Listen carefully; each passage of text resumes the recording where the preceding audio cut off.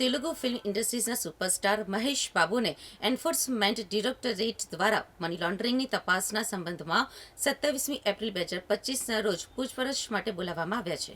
સાઉથના superstar Mahesh બાબુને money લોન્ડરિંગના તપાસના સંદર્ભમાં પૂછપરછ માટે એન્ફોર્સમેન્ટ ડિરેક્ટોરેટ એટલે કે ઈડી દ્વારા સમન્સ મોકલવામાં આવ્યું છે. આ કેસમાં 2 રિયલ એસ્ટેટ કંપનીઓ પર ખરીદદારો સાથે છેતરપિંડી કરવાનો આરોપ છે. હૈદરાબાદ સ્થિત રિયલ એસ્ટેટ કંપનીઓ સાઈ સૂર્યા ડેવલપર્સ અને સુરાના ગ્રુપ સાથે સંકળાયેલા મની લોન્ડરિંગ કેસમાં ઈડીએ મહેશ બાબુને 27મી એપ્રિલે પૂછપરછ માટે સમન્સ પાઠવ્યું છે.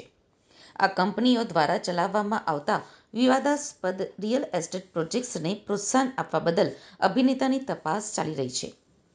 અહેવાલો સૂચવે છે કે મહેશ બાબુને એન્ડોર્સમેન્ટ ડીલ માટે સાઈ સૂર્યા વેન્ચર્સ પાસેથી 5.9 કરોડ રૂપિયાની રકમ મળી હતી. ઈડીના સૂત્રોએ સંકેત આપ્યો છે કે અભિનેતાને ચૂકવવામાં આવેલી રકમ ગુનાની આવક હોવાની શંકા છે, જેથી તપાસ વધુ તેજ થઈ ગઈ છે.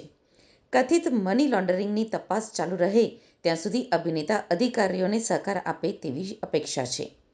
આ સમન્સ છેતરપિંડી ભર્યા રિયલ એસ્ટેટ સોદાઓની વ્યાપક તપાસના ભાગરૂપે આવ્યું છે. મહેશ બાબુની સંડોવણી હવે તપાસ હેઠળ છે.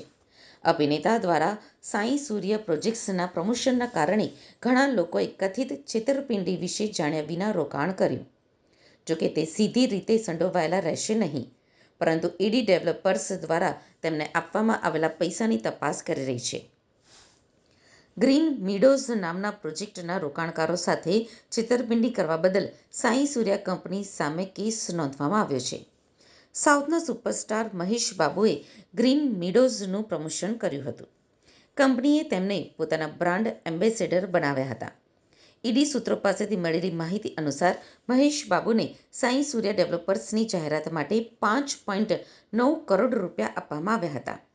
એમાંથી 3.4 કરોડ રૂપિયા સત્તાવાર બેન્કિંગ ચેનલો દ્વારા અને 2.5 કરોડ રૂપિયા રોકડામાં હોવાનું કહેવાય છે. ઈડી અધિકારીઓને શંકા છે કે રોકડનો હિસ્સો છેતરપિંડી દ્વારા એકત્રિત કરાયેલા નાણાંનો એક ભાગ છે.